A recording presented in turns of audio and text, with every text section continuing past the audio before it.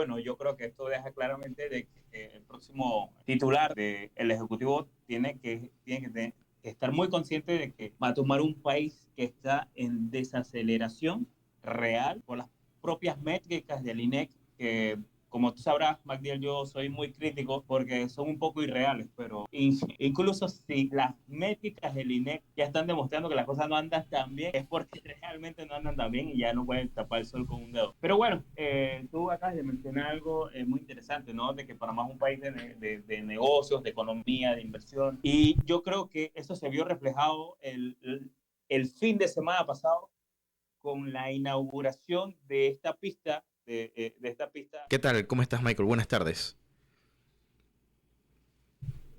Magdiel, buenas tardes a los radioescuchas, como siempre, todos los jueves aquí.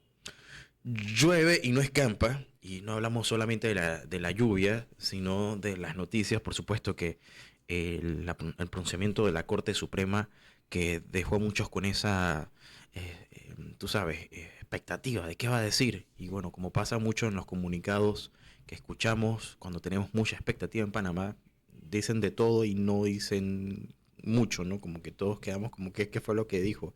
Y hay que buscar la interpretación. Lo que sí es cierto es que el tema está bastante eh, complejo, no vamos a ser complicado en el país y hay muchas preguntas, todavía hay muchas personas que no saben qué va a pasar.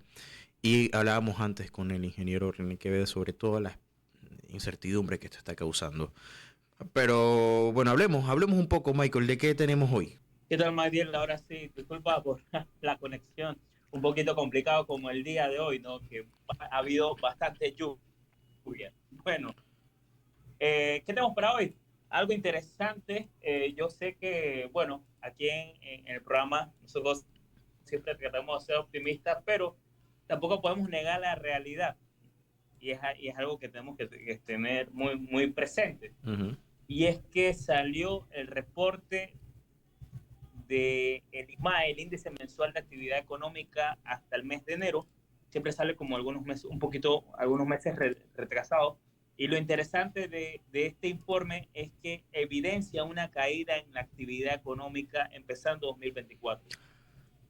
Específicamente, creció solo un 2% con respecto al mes anterior, o sea, diciembre del año pasado, Ujú.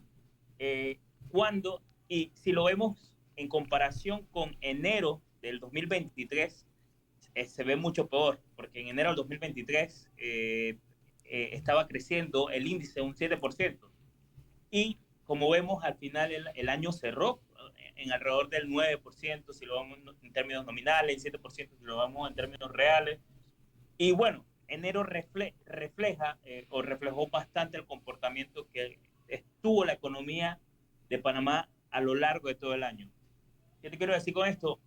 Que bueno, este reporte está en línea con las expectativas de todas las instituciones económicas y financieras sobre el desaceleramiento real de la economía de Panamá, ¿no? Por todo este tema que ha habido alrededor de Minera Panamá y también en general con el tema de las inversiones y todo esto, ¿no? Entonces, hay que tener muy en cuenta este dato, que ahora que estamos en vísperas de elecciones, creo yo que es muy importante, porque nos hace más conscientes de lo que nos jugamos. Claro, y ahora, y lo mencioné hace un rato, cuando se daban todas estas protestas, una lucha muy genuina y legítima de ciudadanos con un amor y un fervor patriótico innegable y que sin duda estoy de acuerdo con ese deseo de cuidar y preservar la naturaleza. Creo que Panamá es un país que debe seguir destacándose por su cuidado al medio ambiente, pero claro, hubo muchas personas que sin duda olvidaron un elemento importante en toda esta ecuación, que no podemos tampoco hacer las cosas así abruptamente, todo tiene un orden, porque para llegar a un crecimiento económico, nada de esto fue fortuito, o me equivoco, Michael, no es que llegamos y un día la gente descubrió que Panamá se podía hacer negocios y dijo, me quedo en Panamá porque tiene un canal. Creo que eso no pasó así. Hubo un trabajo importante y se ha venido haciendo con el tiempo ese trabajo y las adecuaciones necesarias, pero llega un punto en donde si no entendemos que tan fácil como es decir estamos creciendo es perder no solamente el grado de inversión, sino también todos esos puestos de trabajo y esas oportunidades económicas, no vamos a entender por qué de la noche a la mañana todo esto pasa. Y no es un castigo, pienso yo, porque he escuchado a algunas personas, sí, nos están castigando con la pérdida del grado de inversión. Y creo que no es así. Sí, claro, por supuesto. Al final esto refleja, y bueno, yo creo que esto deja claramente de que el próximo titular de el Ejecutivo tiene que estar muy consciente de que va a tomar un país que está en desaceleración real por las propias métricas del INEC, que como tú sabrás, Magdiel, yo soy muy crítico porque son un poco irreales, pero in- incluso si las métricas del INEC ya están demostrando que las cosas no andan tan bien, es porque realmente no andan tan bien y ya no pueden tapar el sol con un dedo. Pero bueno, tú acabas de mencionar algo muy interesante, ¿no? De que Panamá es un país de negocios, de economía, de inversión. Y yo creo que eso se vio reflejado el fin de semana pasado con la inauguración de esta pista nueva en Panamá, Oye, interesante que básicamente, sí, el autódromo. ajá, sí, exacto. El autódromo, yo creo que esto es una clara demostración de que Panamá si se quiere diversificar o quiere hacer cosas diferentes, para sacar a reflote la economía, se puede hacer. Ya se está hablando de que Fórmula 1 le prestó atención al proyecto, de que tenemos una de las mejores pistas del continente y esto demuestra una vez más que los panameños cuando lo queremos lo hacemos bien y que podemos innovar y hacer cosas diferentes, ¿no? Entonces yo creo que lo que queda ahora en adelante es ponerle más preponderancia a este tipo de proyectos que traten de darle la vuelta a todo este tipo de cosas y que es la muestra palpable de que Panamá también puede ser otro modelo de país. Mira que me pareció muy interesante. Yo estuve viendo por internet, creo que fue el fin de semana. La verdad es que decía, bueno, esto es ¿Estuviste en el Panamá. torneo, Magdiel? No me hubiese gustado estar allá, pero créeme que pronto estaré. No era tan fanático de las carreras hasta que tú sabes que ahora se ha puesto de moda la Fórmula 1 nuevamente. Han hecho un trabajo extremadamente interesante para captar a nuevos adeptos. Y Panamá creo que como tú lo has dicho, ha empezado a ver con luces largas todas las oportunidades. Que esto es un deseo que tiene todo el sector automovilístico desde hace mucho tiempo y afortunadamente pues se ha podido concretar. Por supuesto que ha sido un esfuerzo, como pasa mucho en nuestro país, que depende mucho de la iniciativa privada y no tanto del gobierno, y no creo que esté mal. Lo que tienen que hacer los gobiernos es propiciar el entorno para que haya el desarrollo. Yo no sé si estás de acuerdo conmigo, pero eh, creo que no podemos No, claro, caer por supuesto. en el error de acostumbrarnos a que el gobierno sea el que llegue y resuelva los problemas, ¿no? El gobierno tiene que propiciar los entornos adecuados para que el desarrollo se dé, para que cualquier persona que viva en una condición social de vulnerabilidad tenga todas las herramientas para salir de la pobreza, no para que venga el Estado y le dé todo lo que le hace falta, porque entonces nos acostumbramos a que no salimos a trabajar. Y eso, palabras más, palabras menos, es más un sistema de estos que ya hemos visto en algunos países latinoamericanos que no ha resultado. Sí, por supuesto. Y bueno, Magdiel, una de las últimas dos noticias que me gustaría decir súper rápido para informar a la audiencia. Y bueno, como sabrás, me toca mucho a mí analizar la economía peruana y es el aumento de la morosidad que está habiendo en el país en la cartera crediticia según una superintendencia de bancos. y también la propia APC, la morosidad en el país está aumentando. Esto significa que las personas tienen en estos momentos menos capacidad para afrontar sus obligaciones. Recordemos que el crédito es una parte importante de la economía, pero también para que se mantenga rodando el crédito, la gente tiene que pagarlo, no tiene que pagar sus préstamos. Panamá históricamente es un país que no es mala paga, la pandemia lo demostró. Claro que ahí podemos, hay muchas excepciones a la regla y muchos casos muy particulares conocemos de la pandemia. Yo creo que la gente que me está escuchando no me va a mentir, pero en general el panameño encontró la forma de solventar sus deudas. Entonces es un poco preocupante que está aumentando la morosidad en una situación que ni siquiera se parece a la pandemia, que era paralización total de la economía. Esa es otra señal que va con lo primero que hablé. Y la segunda, ya para matizar, porque realmente Panamá está dando bastantes señales mixtas y en estos momentos hay una gran incertidumbre. Lo de Mulino hoy, o bueno, lo de la Corte Suprema con respecto a Mulino hoy añade mucha incertidumbre al panorama electoral panameño, a la economía de Panamá.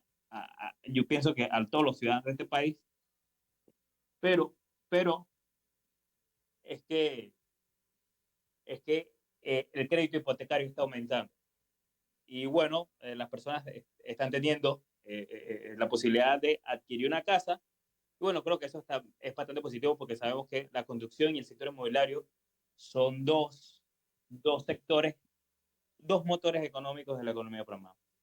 Oye, pero Michael, explícame una cosa, porque si aumenta la morosidad y por otro lado aumenta la cartera hipotecaria, eh, eh, como que no me cuadra muy bien el tema, porque estamos viendo, según lo que nos dices, que hay personas adquiriendo deuda, pero también hay otras personas que no tienen la capacidad de afrontarlas. Sí, exacto. Por eso señalé que son señales mixtas, ¿no? Claro, por Por un supuesto. lado esto, por un lado lo otro. Sin embargo, yo creo que los bancos se van a medida que comience a pasar el año y si la situación económica se sigue deteriorando, las condiciones de crédito podrían endurecerse. O sea, que para que te den un crédito sea Mm, un poco más, más caro. un poco más complicado, Ujú. por así decirlo, porque, exacto, porque el banco va a tener más criterios. No solamente más caro, sino que vas a tener que cumplir con un estándar más alto para poder acceder a él. Pero esto ahorita señala también que todavía existe por parte de los prestamistas confianza en la economía programada. Todo depende de cómo se vaya desarrollando el año.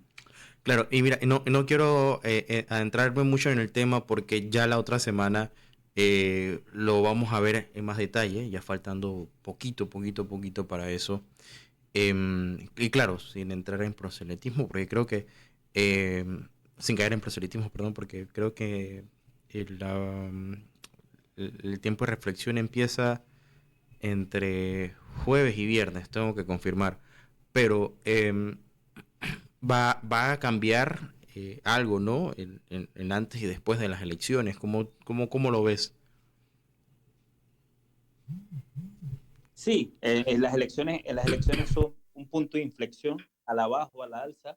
Necesitamos una persona que esté comprometida con toda la situación de forma integral, transversal del país. Y yo estoy muy seguro de que al día siguiente de las elecciones algo va a pasar con los bonos de Panamá, pueden o subir o desplomarse, también con los inversionistas. Los inversionistas necesitan saber quién va a gobernar Panamá, qué librito trae para ellos entonces tomar sus decisiones de si si invertir en Panamá o si simplemente sacar el dinero. Entonces, sí va a cambiar lo que va a suceder en el año y yo creo que es el evento más importante que tiene el país, por lo menos hasta el momento, que hasta el momento en lo que va del año. Bueno, es muy interesante, Michael, y bueno, hay que hacer esa reflexión. Ya para ir concluyendo, Y tomando lo que tú mencionabas sobre este estudio que empezó este año, o bueno, que trae datos de enero. Esto fue en enero. Me imagino que de febrero a abril Sí, ha habido algún cambio también en ese informe. ¿Y qué crees que debe ser, ¿no? El siguiente paso? Porque, y se lo preguntaba al ingeniero Quevedo, hay propuestas que dicen vamos a cambiar la constitución. Y creo que es legítimo.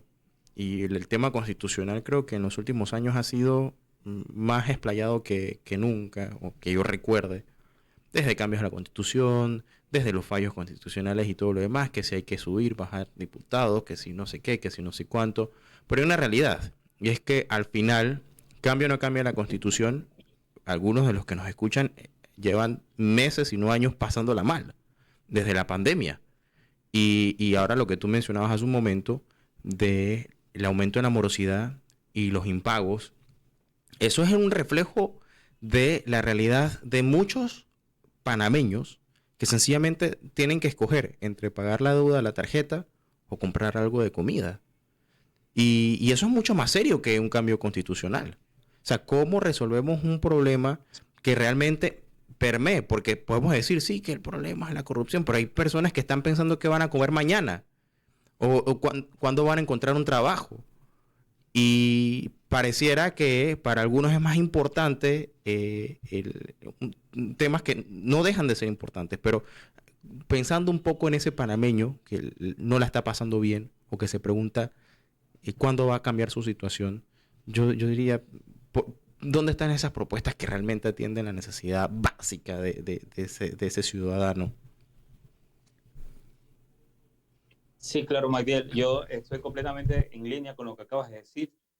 Al final, el tema de la Constitución es un tema más político que de realidad nacional, o bueno, realidad económica que necesita el país. Todos sabemos que los dos principales temas que le interesan a los panameños, por lo menos en estas elecciones, es tanto la economía como el empleo. Entonces, estamos pasando por unas elecciones en donde el panameño está pensando con el estómago, si bien el tema constitucional o el tema legal, el tema jurídico, el ordenamiento jurídico del país es importante, pero creo que en estos momentos estamos en un punto en donde si no hacemos las cosas bien, podríamos retroceder y podemos parecernos más a nuestros hermanos centroamericanos que tienen algunos años en algunos temas menos de desarrollo que nosotros. Entonces, la cuestión, pienso yo, que es enfocarnos en salvaguardar lo que tenemos y evidentemente salir adelante. ¿Y eso qué significa? Que los panameños tengamos una mejor calidad de vida, comida, nevera, cama caliente y que las cosas anden bien. Entonces, pienso yo que por ahí veía el asunto. Más adelante en cifras, yo voy a estar analizando las propuestas económicas ya a boca de elecciones para que la gente pueda tener una idea clara de quién está proponiendo algo sustancial y algo no. Si eso sustancial es positivo o negativo para el país. Claro que sí, mira, y te propongo bueno, habría que verificar también qué se puede decir y qué no se puede decir tan cerca del día de las elecciones, pero que lo hablemos. Y si hay que decirlo antes, de repente abrimos y lo decimos antes porque me parece muy interesante ese ejercicio. Igual, para aquellos que nos escuchan, dónde pueden encontrar más información de esa que provee cifras de PTY. Ahí, como saben, en la página de Instagram, @cifraspty.com. También estamos en Twitter y en TikTok. Así que también bienvenido todos los comentarios. Y ahí estamos para discutir sobre la realidad de todos en este país.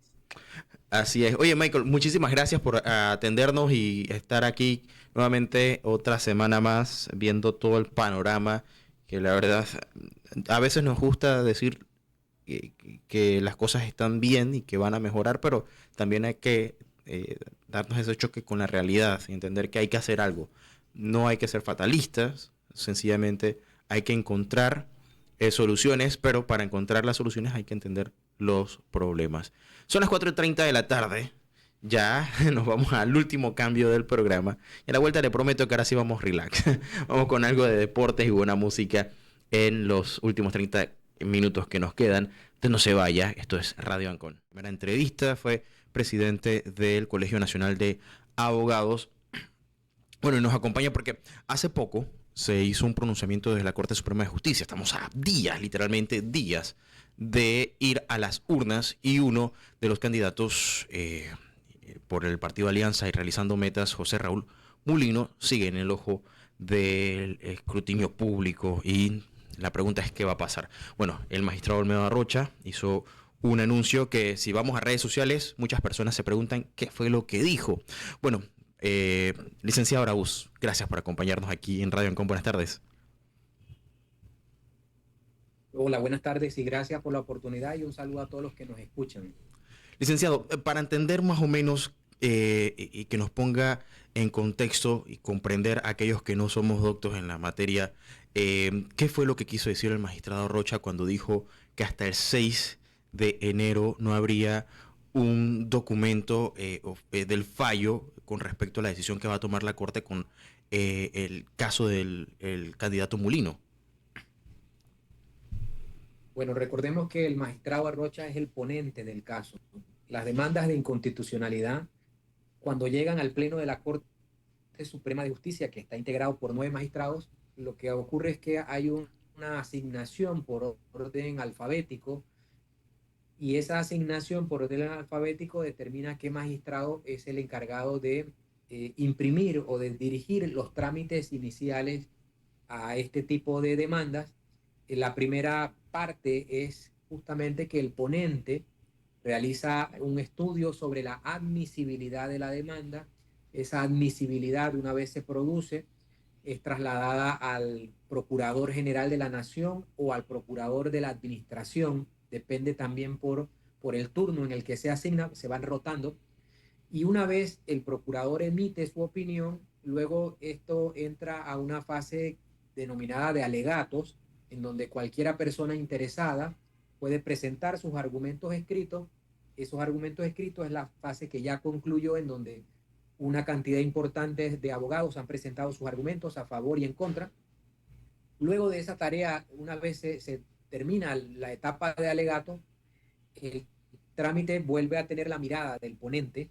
El magistrado ponente entonces debe realizar un documento que es la ponencia, que es la propuesta que realiza el magistrado sobre cómo debe ser el fallo.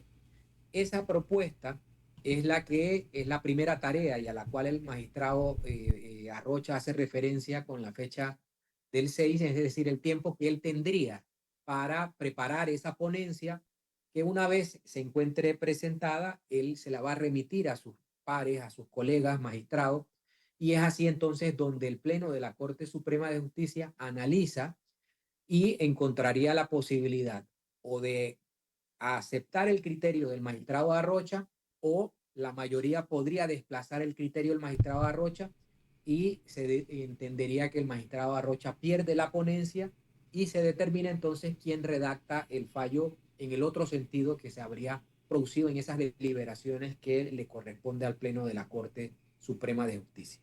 Ahora, abogado, le pregunto porque estamos a 10 días exactamente de las elecciones según lo que hemos escuchado, podríamos tener o es lo que muchos entendimos, respuesta hasta después de las elecciones. ¿Eso puede suceder antes? No, lo que el magistrado Rocha ha comunicado es que él no va a prepararlo antes de la fecha en la que lo indicó.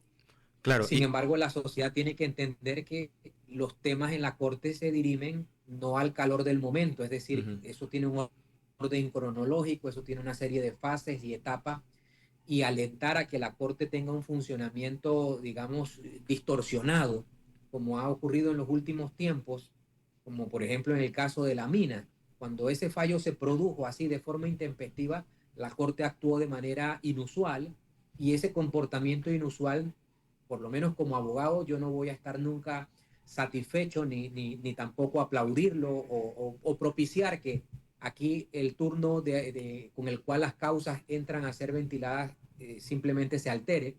Por lo tanto, la sociedad tiene que comprender que esto es un tema que entrará a decisión cuando tenga que asignársele su turno y los magistrados hayan cumplido las fases, por lo menos las obligatorias, para poder entrar a debatir el fondo del asunto. Que claro, que esto también deja la pregunta de por qué en el caso puntual de la mina hubo una prontitud en la respuesta y en el ejercicio de la Corte, incluso declarando sesión permanente para poder discutir y al final dar a conocer ese fallo. En esta ocasión estamos hablando de algo tan importante como el tema de las elecciones. Ahora, la pregunta obligada, ¿qué va a pasar entonces? Porque si usted señala que la Corte no debería adelantar su respuesta antes del 6, las elecciones son el 5. ¿Qué pasa en el caso tal de que sea electo el candidato Mulino? Bueno, hay que comprender que esto es una situación poco usual, inédita, mejor dicho.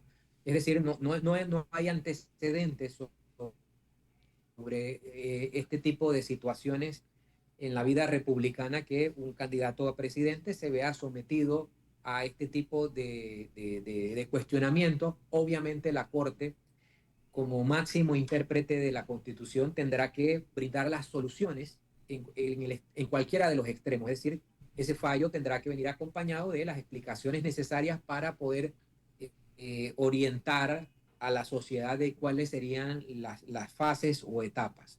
Sin embargo, mientras tanto, todavía el tema es que los candidatos y los partidos políticos están en la obligación de presentarle a la sociedad sus propuestas. Yo creo que todavía la sociedad necesita conocer cuáles son los compromisos de los candidatos, más allá de mirar en este momento este debate judicial, que si bien es cierto, mantiene con la mirada a todos los ciudadanos. Yo creo que más importante es que cada uno de los candidatos a presidente aterrice y ponga en blanco y negro el qué y el cómo, porque hasta este momento todas las propuestas que se van escuchando son propuestas que no terminan de aterrizar ni tampoco de transmitir el convencimiento de que este país va a salir adelante. Por eso yo creería que el momento es que lo político deje a lo judicial actuar y que lo judicial, mientras está dirimiendo su asunto, enfoque lo político en el asunto de atender cuáles son esos reclamos sociales,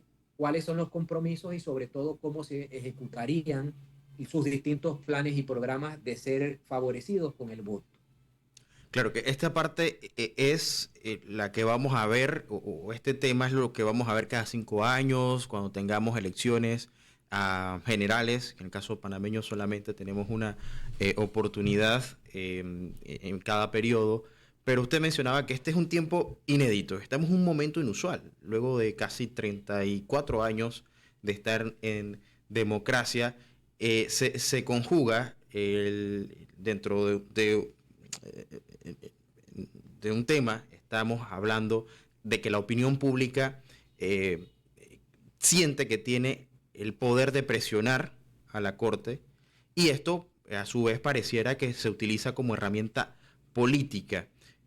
¿Cuál debe ser principalmente la posición que debe asumir una ciudadanía? Y le pregunto como joven que no vivía en la dictadura, sobre todo para esos jóvenes que no vivieron fuera de este sistema democrático y entender que este es un tema sumamente delicado y que quizás para algunos no pareciera algo, digamos, tan complicado, pero se están pasando tantas cosas, licenciado, al mismo tiempo, que es como que difícil entender por dónde va a tomar la ruta Panamá después de estas elecciones, porque para algunos pareciera ser unas elecciones más, pero estamos presenciando la inhabilitación de uno de los candidatos. Ahora estamos viendo que está todavía en incertidumbre la de otro porque no tiene vicepresidente y hay tantas preguntas y pareciera que nadie tiene respuestas, pero para asegurar esa seguridad jurídica, esa independencia de los poderes, y usted decía, hay que separar lo político de la justicia.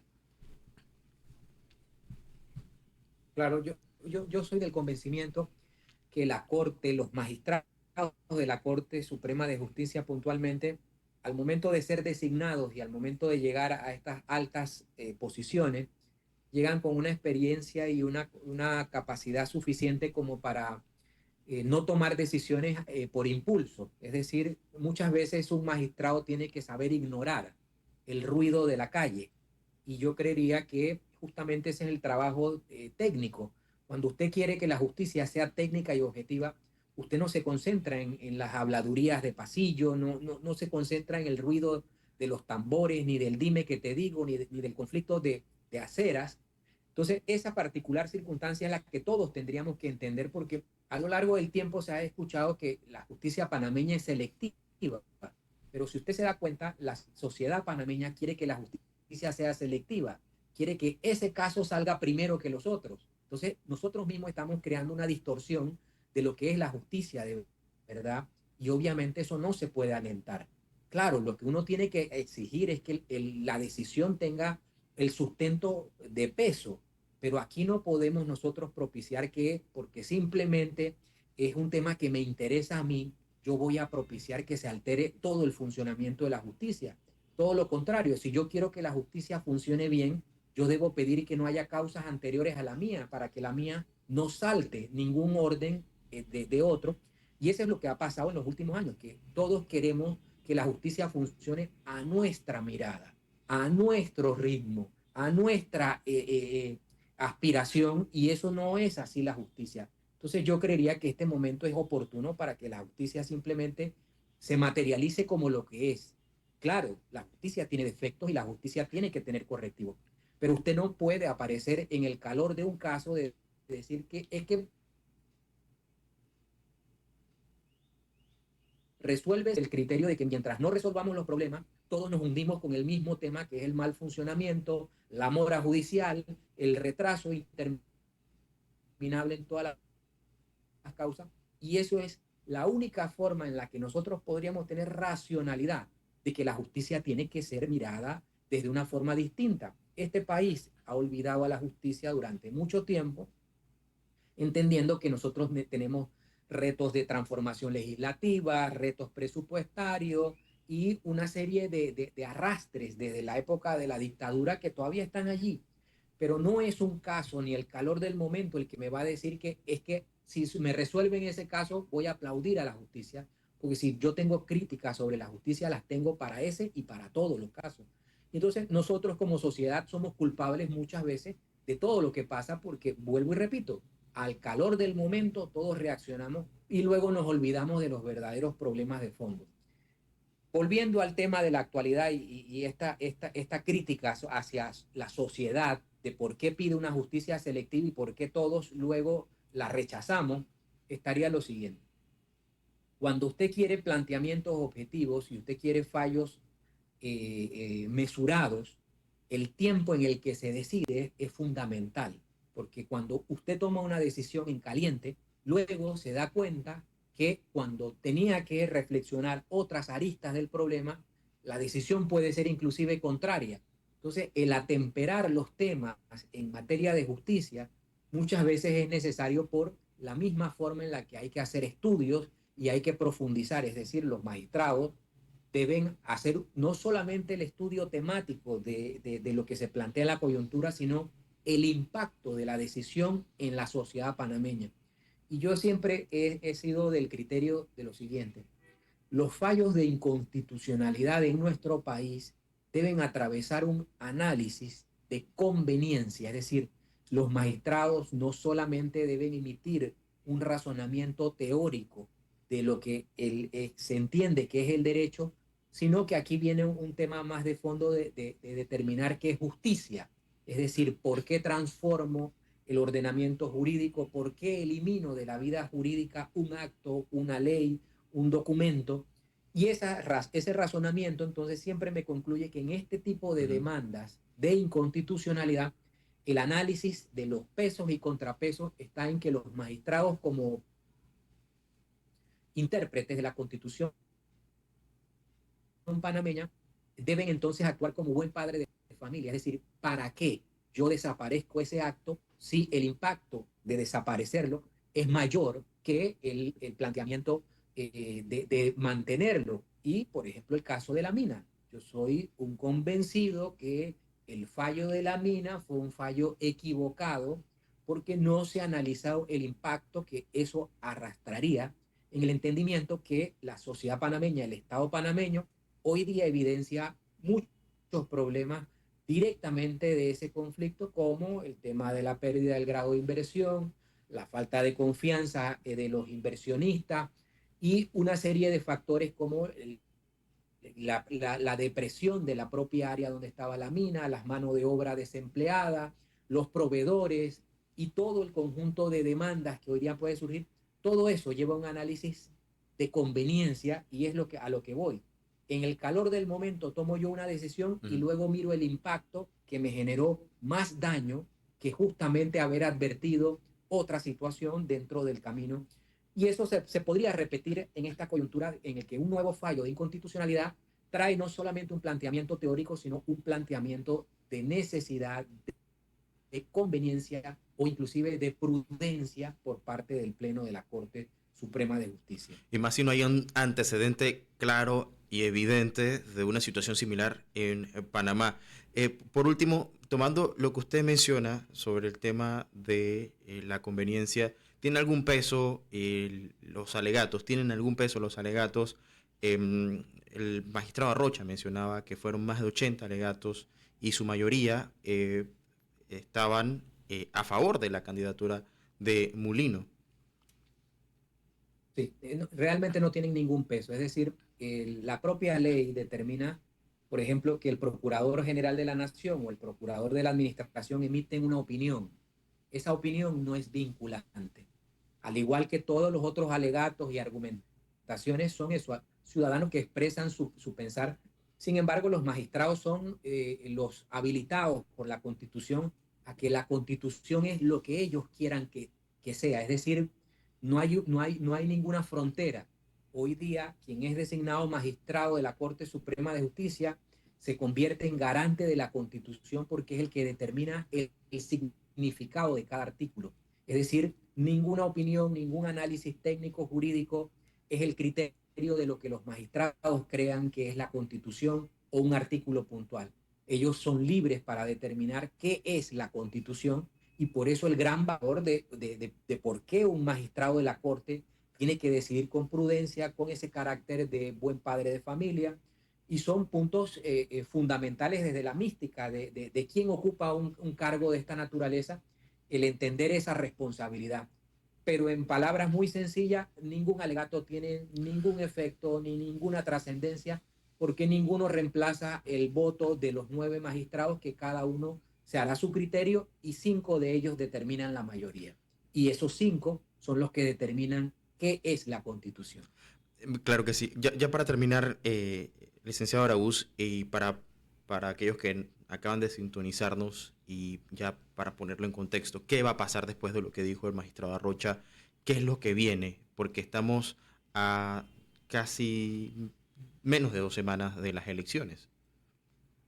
Sí, yo pensaría que todos los políticos tienen ya que apartarse del tema y dejar que eso continúe su hoja de ruta. Vuelvo y repito, los políticos tienen que presentar propuestas, Todos tratar de incluyendo convencer Mulino, al ¿no? electorado en los próximos días. Claro, es decir, todos los que son candidatos hoy día, es decir, él es candidato y por lo tanto se tiene que enfocar en lo que se debe enfocar. Sí, sí puedo compartirle que el día lunes a las 10 de la mañana, acompañado por un grupo de juristas, estaré presentando un tema para que la Corte analice dentro de esta demanda. Y bueno, les invito a que le den la cobertura el lunes a las 10 de la mañana, un grupo de 4 juristas estaremos acudiendo a la Corte Suprema de la Justicia a presentar un documento en relación a esta demanda que está en trámite. Quiero aprovechar para hacer una última pregunta porque usted ha reiterado su preocupación por el tema democrático. ¿Cómo ve toda esta situación?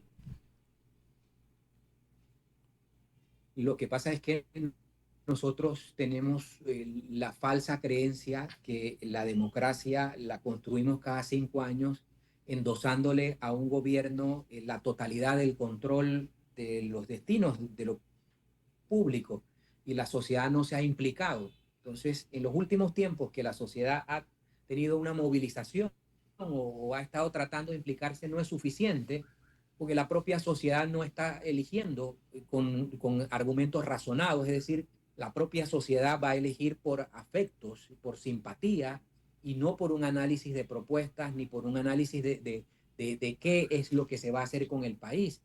Entonces, desde el punto de vista institucional y desde el punto de vista democrático, de momento, dejar que obviamente el que tenga las mayorías se le reconozca su triunfo y que es de esa manera al menos la parte formal de una elección se cumple.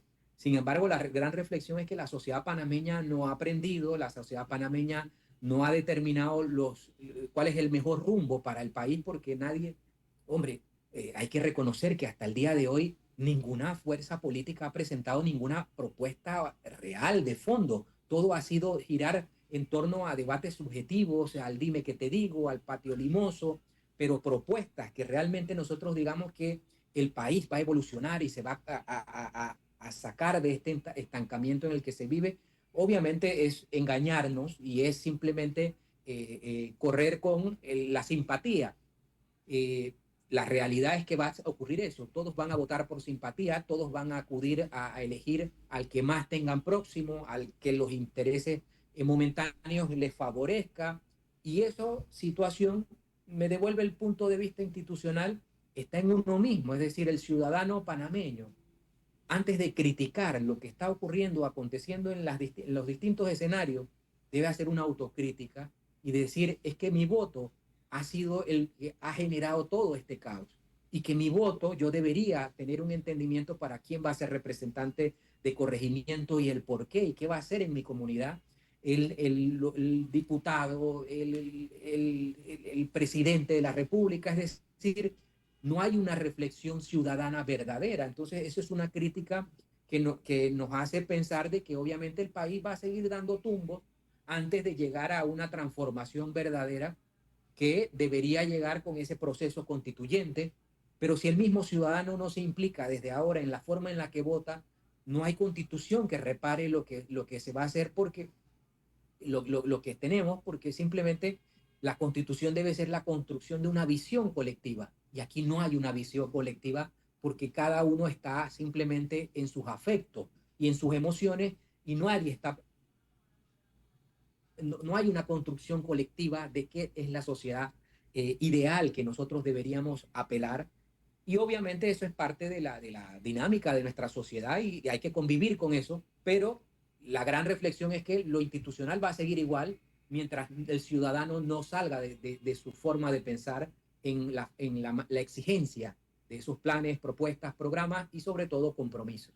Claro, que es el carácter pragmático de toda la conversación que quizás todavía no ha llegado a permear en toda la población y lastimosamente nos quedamos sin tiempo en esta ocasión, pero licenciado Araúz, ojalá podamos conversar pronto y bueno, analizar cuál sea la decisión que tome la Corte luego de estas elecciones. Con gusto y a la orden y gracias por la oportunidad. Claro que sí, era el licenciado Juan Carlos Araúz, abogado y expresidente del Colegio Nacional de Abogados. Son las 3:30, no se vaya porque al regreso venimos con más análisis, también vamos a ver la perspectiva económica, hoy un programa bastante especial, ya en temas políticos, pero usted siga con más de nuestras tardes aquí en Radio Ancon, nuestras tardes relax. Ya volvemos con más de nuestras tardes aquí en Radio Ancon, nuestras tardes relax. Estoy junto a Claudio Quiroz en Controles.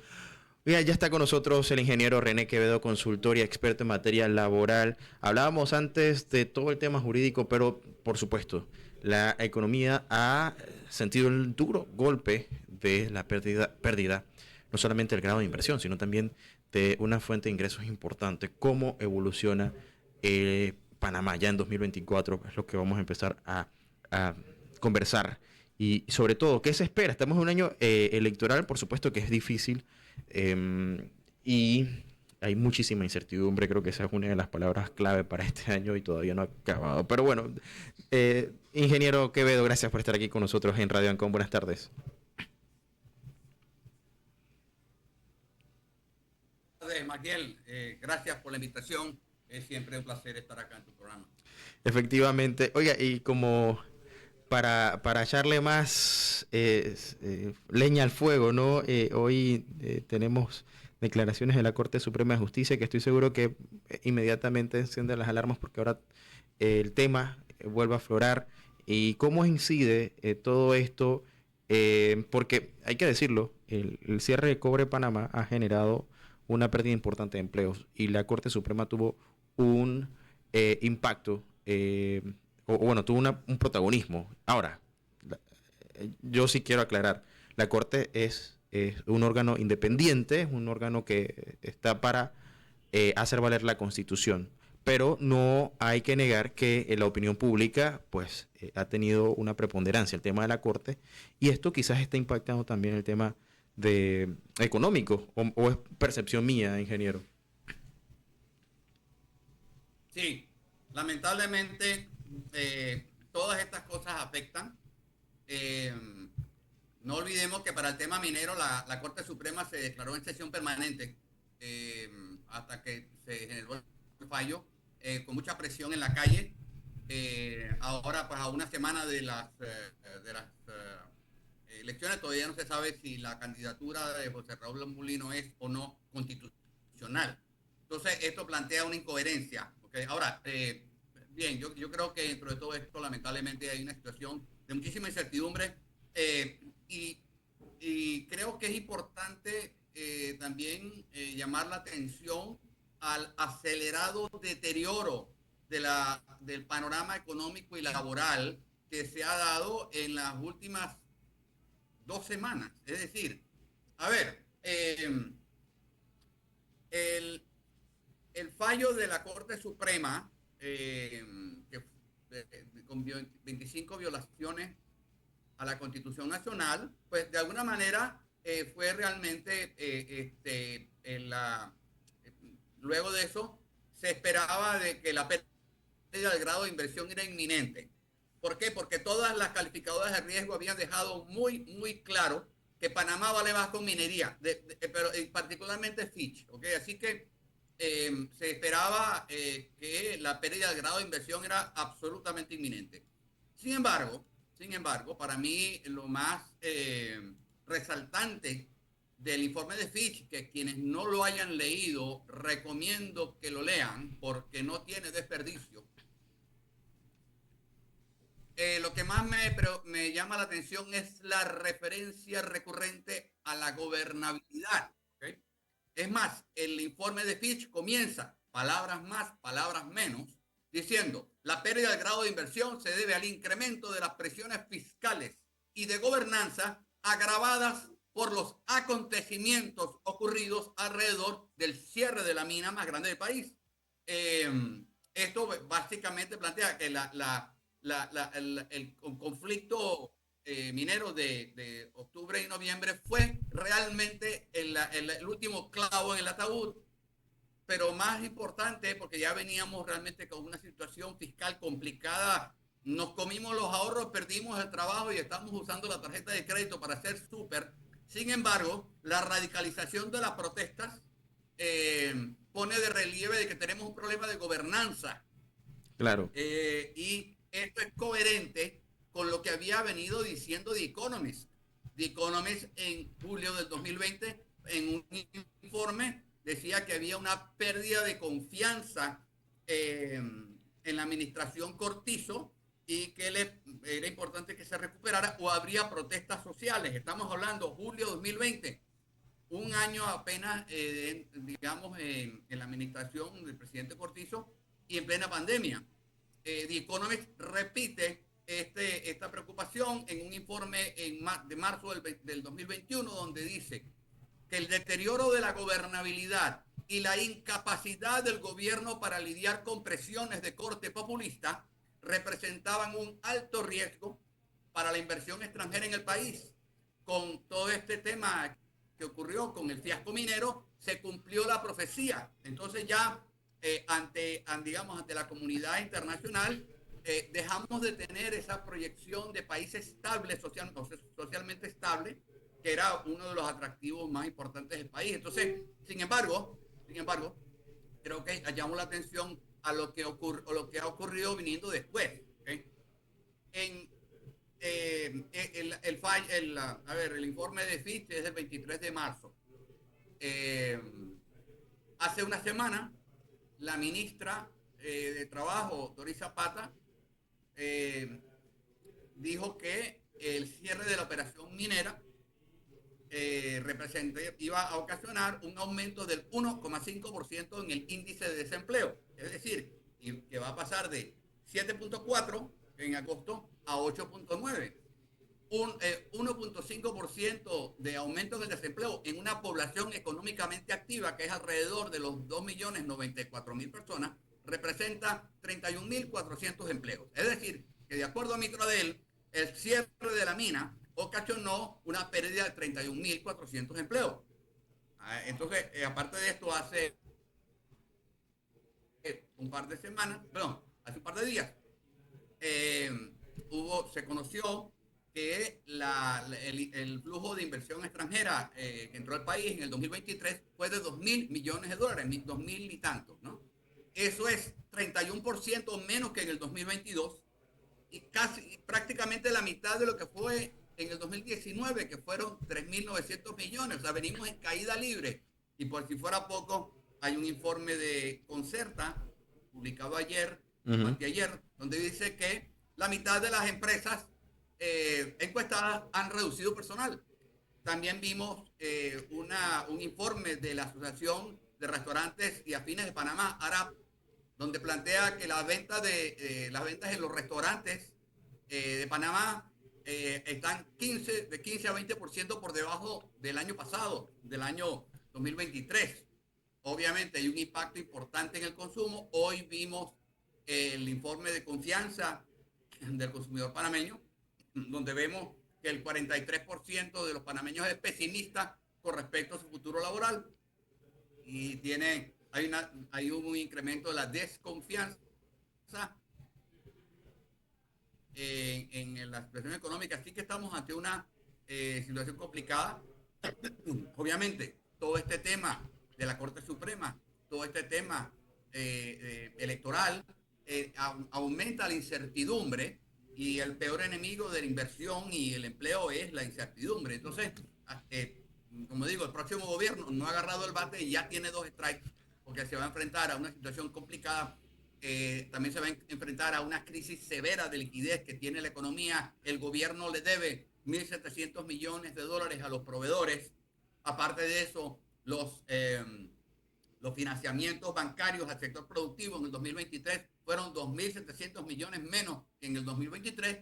Ya llevamos ahí 4.400 millones. Y si agregamos el déficit de inversión extranjera entre el 2023 y el 2019, que es 1.900 millones, estamos hablando de que la economía tiene un déficit de inversión productiva de alrededor de los 6.300 millones de dólares.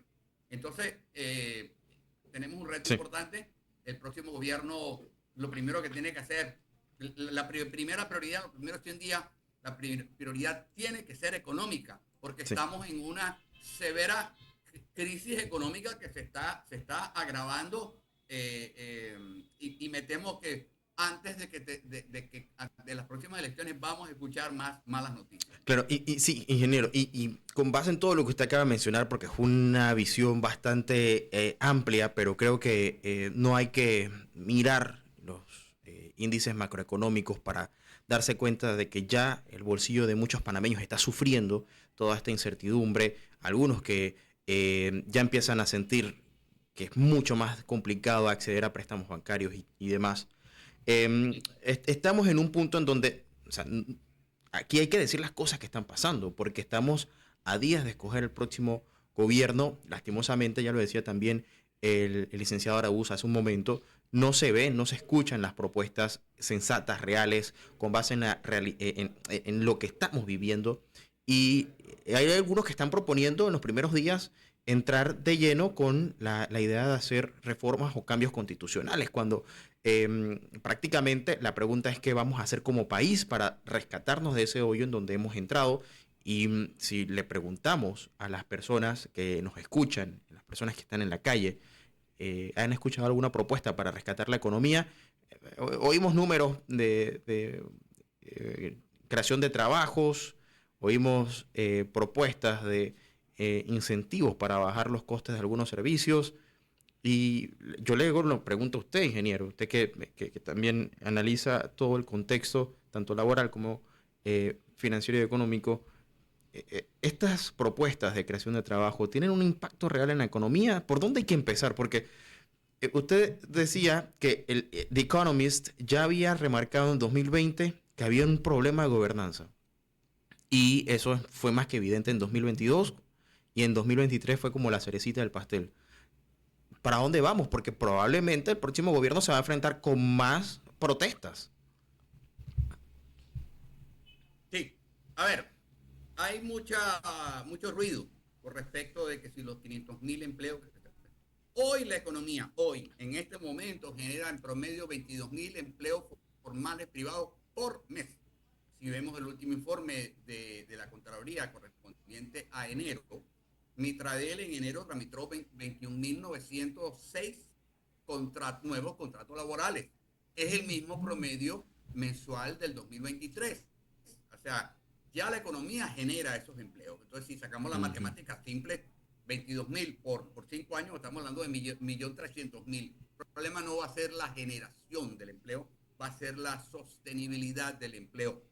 Como punto de referencia, en el 2019, antes de la pandemia, Mitradel tramitó 378.000 nuevos contratos laborales. Sin embargo, solo se agregaron a la economía 52.040 nuevos empleos, todos informales. Entonces, ¿esto qué se debe? Bueno, primero, que el 75% de los nuevos contratos laborales son temporales. Uno. Dos, los los contratos indefinidos no están durando. Entonces, obviamente, al no haber confianza en la estabilidad, la sostenibilidad de la demanda, obviamente, si yo no pienso que me va a ir bien, yo no voy a contratar a nadie, ¿okay? Tan sencillo como esto. Entonces, nuestra economía solo genera empleo informal. El empleo formal lo genera el gobierno con plata prestada. Entonces, en ese contexto, volvemos al tema de la gobernabilidad. ¿Qué seguridad jurídica puede prometer un gobierno que es incapaz de abrir la calle? Entonces, en un país donde el 70% de los empleos son presenciales, ¿okay? Cualquier restricción de movilidad, por la razón que sea, genera desempleo. Entonces, nada más vimos lo que nos hizo la pandemia. En una economía, como dije antes, donde el 70% de los empleos son presenciales, Panamá adopta las políticas de restricción de movilidad más severas de toda Latinoamérica y tuvimos la cuarta peor contracción económica en el mundo y se masacraron a más de 400.000 empleos formales del sector privado. La estrategia, si se puede decir, la estrategia del gobierno fue vacunación, contrataciones en la planilla estatal, subsidios con plata prestada. ¿Okay? Y lamentablemente estamos pagando las consecuencias. Levantamos el estado de emergencia sanitaria un año tarde. Le rendimos culto al virus con esta narrativa del terror durante mucho tiempo y masacramos, como dije antes, más de 400.000 empleos formales del sector privado. El COVID va a matar a más gente de hambre que de la misma enfermedad, claro. Estamos hablando de que masacramos, le exprimimos la economía por un virus que tiene menos de 1% de mortalidad. Entonces, pero bueno, eso es pasado. ¿Qué vamos a hacer ahora? Creo que es donde está el tema. Tenemos una severa crisis de liquidez. Mi inquietud, la primera es que hay que pagarle a los proveedores. Los proveedores, que son empresas pequeñas, no tienen por qué pagar el mal manejo de la finanza del Estado. Esa plata debería estar en caja, ¿ok? Eso debería ser el primer punto, primero 100 días. Luego, llevar los niveles de financiamiento bancario, que dicho sea de paso, el financiamiento bancario es el aceite del motor de la economía. ¿Okay? Llevarlo al nivel del 2019 va a llevar algo más de tiempo. Esto requiere confianza. Vamos a ver, digamos, las señales que manda el próximo gobierno. Esto se debe traducir en más solicitud de financiamiento bancario, a sabiendas de que el dinero nos va a costar más caro por la pérdida del grado de inversión. Así que pudiéramos estar hablando de un año más o menos, ¿okay? El pago de los proveedores debe ocurrir en los primeros 100 días.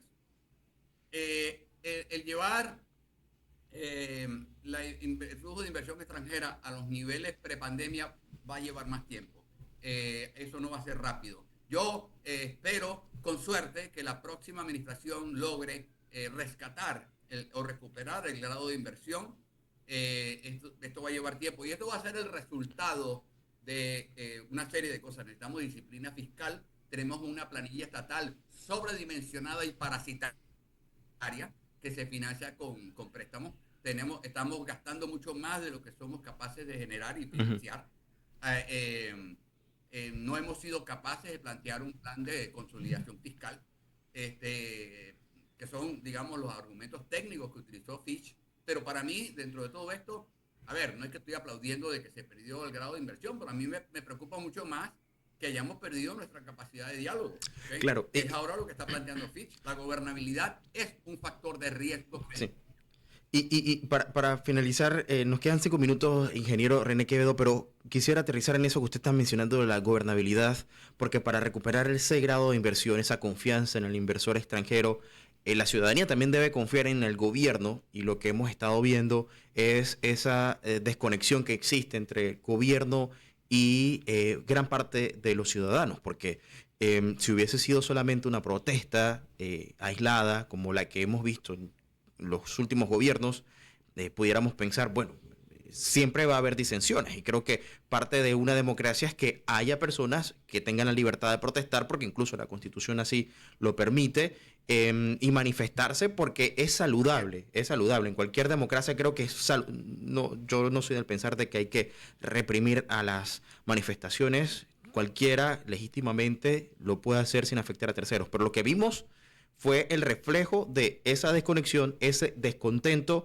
y muchas veces, y debo decirlo, incluso ignorancia, porque no hubo un buen manejo tampoco de las comunicaciones, y aquí hablamos de un tema de transparencia, porque si las personas no saben qué es lo que está pasando ni cómo se está dando, van a surgir todas estas teorías de conspiración que van a alterar el comportamiento, y también van a jugar un poco con el pensamiento crítico de la sociedad, y al final lo que vemos es que nos decían que no va a pasar nada y ya estamos viendo las consecuencias. Así es, sí. Bueno, yo creo que es importante, volvemos a la credibilidad de las instituciones, y lo que estamos viendo con todo este tema del Tribunal Electoral, la Corte Suprema, eh, eh, año, inclusive más que los Panama Papers, fue el fiasco minero, sin duda alguna. Para mí, no ha habido más nada que nos haya hecho más daño en el mercado internacional. No olvidemos que estamos hablando de que la minería captó 21% de toda la inversión extranjera que entró al país desde que obtuvimos el grado de inversión. La minería trajo más inversión extranjera que el comercio, la construcción, el turismo, la industria y la logística juntos.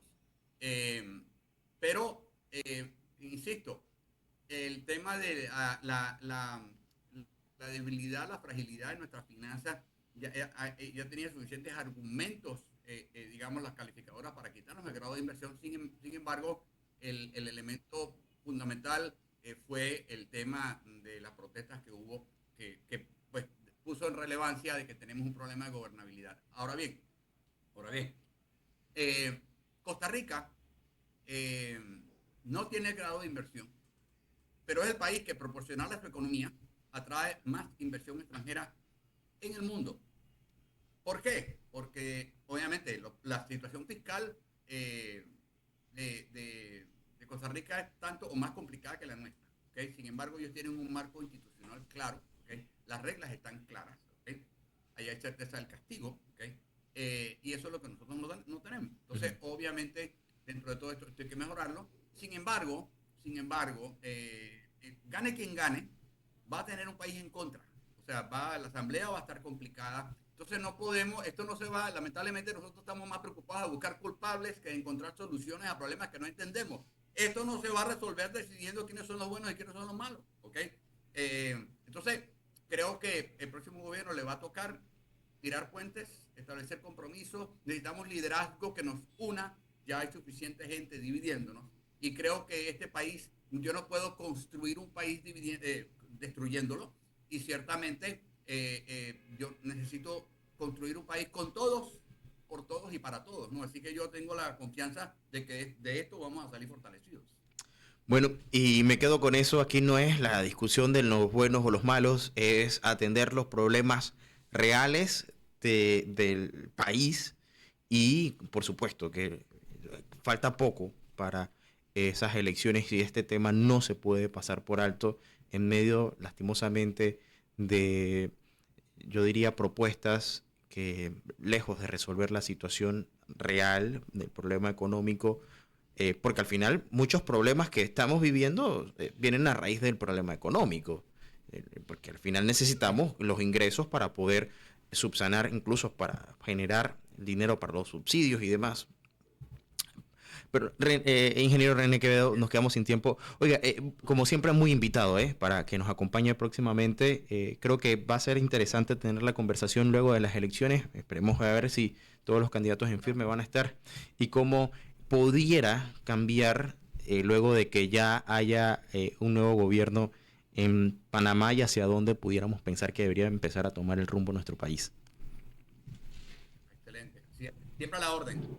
Claro que sí. Muchísimas gracias. Era el ingeniero René Quevedo, experto en temas laborales, consultor laboral, acompañándonos aquí. Oiga, son las 4 de la tarde, tengo que irme a cambio, pero esto sigue, viene más. Ahorita venimos con también algo de actualidad deportiva con Carlos Botello y también estará con nosotros Michael Núñez de Cifras de PTY. No se vaya, esto es Relax.